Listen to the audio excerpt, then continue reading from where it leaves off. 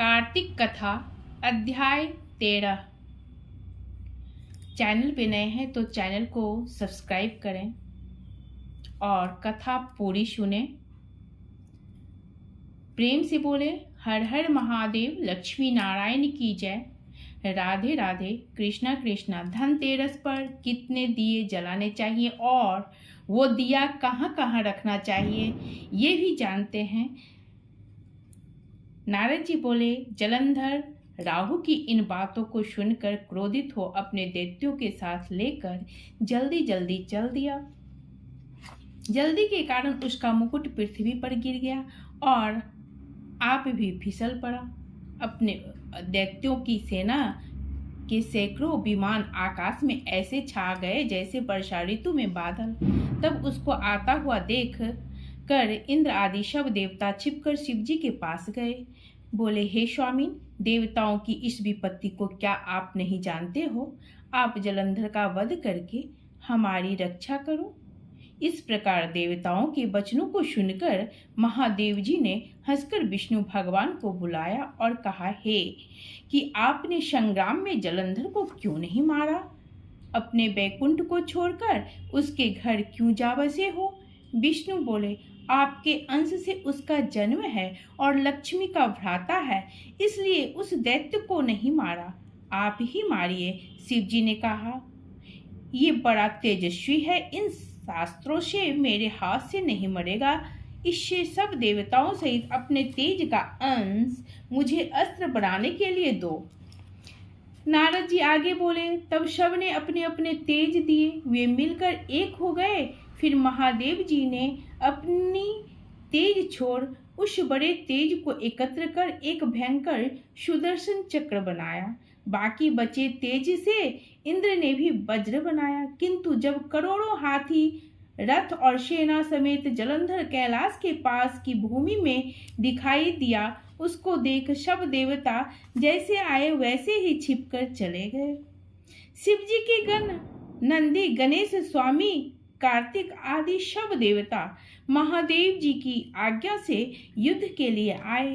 वीरों को प्रसन्न करने वाले भेरी, मृदंग और शंख ध्वनियों तथा हाथी घोड़ा रथों के चलने से भूमि कांपने लगी। शक्ति, तोमरवान, मूसल, फरसा आदि शस्त्रों से आकाश भर गया। युद्ध में मरे हुए दैत्य को मृत संजीवनी द्वारा शुक्राचार्य बार बार जीवित करने लगे।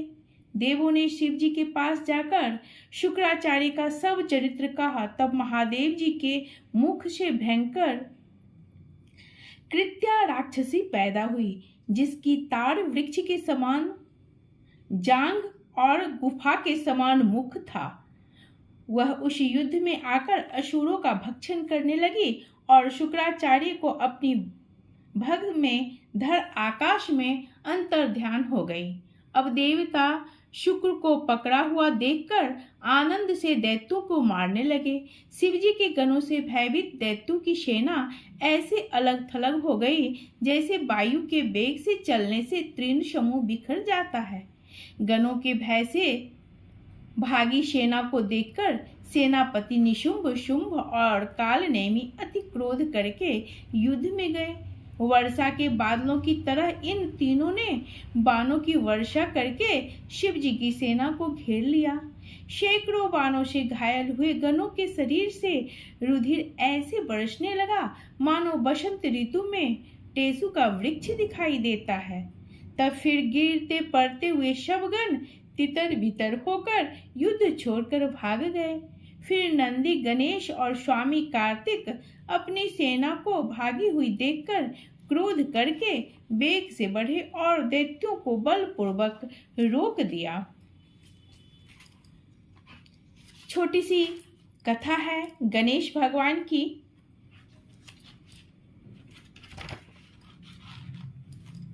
एक मेढक था, एक मेढकी थी। मेढकी रोजाना विनायक जी की कहानी कहती थी, कथा कहती थी।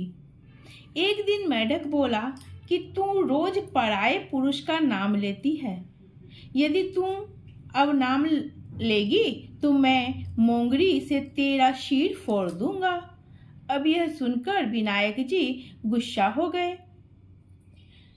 राजा की बांदी आई और दोनों को पानी के पतीले में डालकर ले गई और चूल्हे पर चढ़ा दिया। जब दोनों सीखने लगे तो मेढक बोला, मेढकी, बहुत कष्ट हो रहा है ना?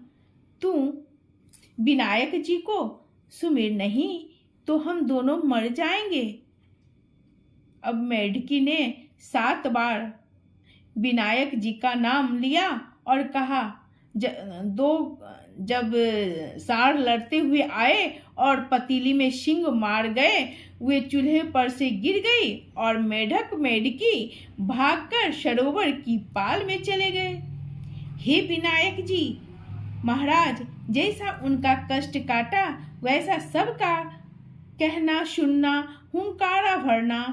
कष्ट काटियो, हमारा भी काटियो, हमारे सारे परिवार का काटियो। धनतेरस पर कितने दिए जलाए जाएं?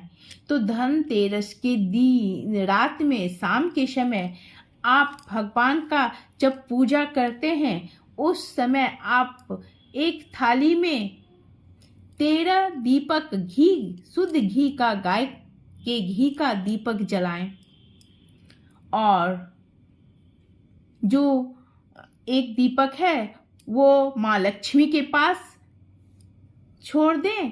बाकी दीपक को अपने घर, मुख द्वार, किचन आदि जगह पे रखें। जी हाँ, वो दीपक माँ लक्ष्मी के पास रात भर जलते हुए रहना चाहिए। फिर सालों भर माँ लक्ष्मी की कृपा बनी रहेगी। प्रेम से बोलें, हर हर महादेव।